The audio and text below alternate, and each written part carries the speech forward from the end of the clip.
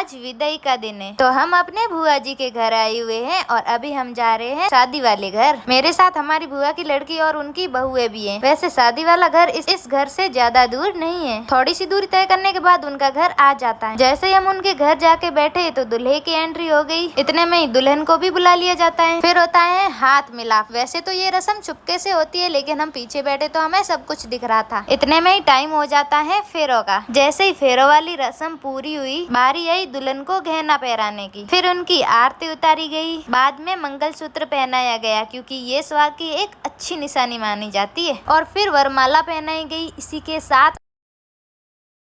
और फिर बारी आई विदाई की। सबकी आंखें नम थी क्योंकि अपनी बेटी को 20 साल तक पाल पोछ के बड़ा करना और फिर उसके हाथ को किसी और के हाथ में थमा देना कोई आसान काम नहीं था। लेकिन अब बारी आई तणी वाली रस्म की, जो कि बहुत ही ज्यादा ऊपर थी। दूल्हे का तो क्या, किसी और का भी हाथ ऊपर तक पहुंचना बहुत ही मुश्किल था। मुझे तो ये देखकर बहुत ज्यादा हंसी आ रही थी। जब दूल्हे का हाथ नहीं पहुंचा तो किसी और ने जैसे तैसे करके इस तणी को पकड़वाया। विदाई का समय था, सबकी आंखों में आंसू थे। बेटी को विदा करना कोई आसान काम नहीं होता है, लेकिन समाज की कुछ ऐसी रीतियां होती हैं जिनका पालन हमें करना ही पड़ता है। फिर हमने खाना खाया। आप कर दो वीडियो को एक लाइक, कमेंट और चैनल को कर दो सब्सक्राइब। जाते जाते फॉलो भी कर ले। बाय।